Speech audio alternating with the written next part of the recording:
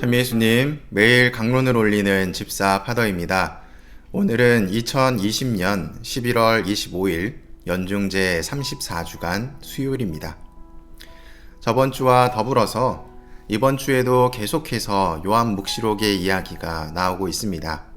그리고 댓글을 보니 요한 묵시록에 대해 무서움과 두려움을 가지고 계신 분들이 생각보다 많다는 것을 알게 되었습니다. 하지만 저의 강론을 통해 마냥 무서운 것이 아니라 희망적인 메시지가 담겨 있다는 것을 배우신 분들은 더 이상 두려움으로 바라보진 않으실 것이라 생각이 듭니다. 묵시록에서 재앙과 세상의 종말은 모든 것이 끝나는 것을 의미하는 것이 아니라 새로운 시작을 의미합니다. 당시에 사람들이 겪고 있던 고통에서 벗어나 새로운 시작을 맞이할 것이라는 희망적인 메시지를 주고 있는 것입니다. 그리고 묵시록에서 사용되는 표징들 중에 잔인하게 표현되는 부분들이 있습니다. 이것들 또한 종말에 대한 준비를 시키기 위해 강조한 부분들이라고 여기신다면 받아들이기 쉬울 것이라 생각됩니다. 오늘 내용을 보면 마지막 7 재앙의 예고 라는 제목을 지니고 있습니다. 앞선 14장의 내용에서는 마지막 수확이라는 제목으로 종말의 때가, 수확의 때가 다가왔다는 것을 표현하고 있습니다. 그리고 15장의 내용은 다가올 16장의 재앙을 표현합니다. 천사들이 성전에서 문을 걸어 잠그고 재앙을 내릴 텐데 이것은 일어날 수밖에 없다는 것을 뜻하는 것입니다. 그리고 그 재앙은 16장에 이르러서 드러납니다. 16장의 내용을 살펴보면 창세기에 나왔던 재앙들이 생각납니다. 그리고 요란한 소리와 천둥이 울리고 큰 지진이 일어나며 큰 도성이 세 조각나고 고울이 무너지는 모습은 그리스도께서 십자가에 달려 계시다 숨을 거두셨던 순간을 떠오르게 합니다. 결국 세상적인 종말이 다가오지만 그리스도를 통한 새로운 시대가 열린다는 것을 드러내고 있는 것입니다.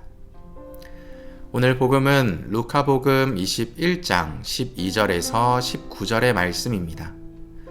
예수님께서 제자들에게 말씀하십니다. 사람들이 너희에게 손을 대어 박해할 것이다. 너희를 회당과 감옥에 넘기고 내 이름 때문에 너희를 임금들과 총독들 앞으로 끌고 갈 것이다. 이러한 일이 너희에게는 증언할 기회가 될 것이다.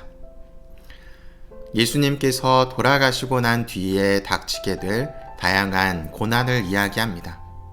그리고 이 일들은 반드시 일어날 것을 드러내고 있습니다. 즉, 그리스도를 따르는 데 있어서 동반되는 어려움, 그것은 어쩔 수 없다는 것입니다. 세상의 가치와는 다른 것이기 때문에 겪어야 할 고통이라는 것이죠.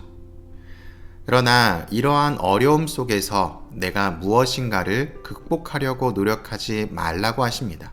왜냐하면 신앙 안에서 살아가는 사람에게는 하느님께서 언변과 지혜를 마련해 주시기 때문입니다. 수많은 어려움과 고통들이 오겠지만 인내로써 생명을 얻으라고 우리에게 당부의 말씀을 하십니다. 요한 묵시록에서는 로마의 지배 안에서 타협하고 살아가고 있는 세대를 질타합니다. 그리고 타협하며 살아가지 않는 이들은 고통이 따르게 됩니다.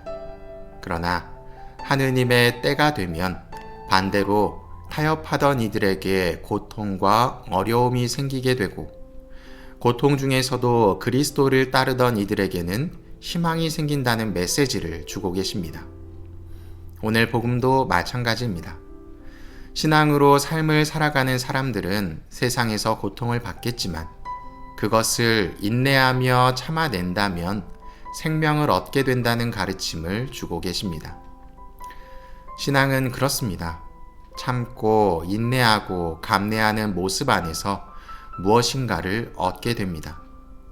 그 무엇이라는 것이 세상의 기준에서는 무가치하고 쓸모없는 것일 수 있습니다. 그러나 믿는 이들에게는 그것이 전부가 됩니다. 그것이 바로 하느님의 사랑이기 때문입니다.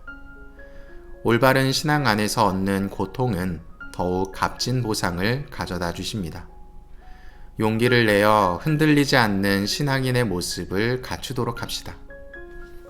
사랑합니다.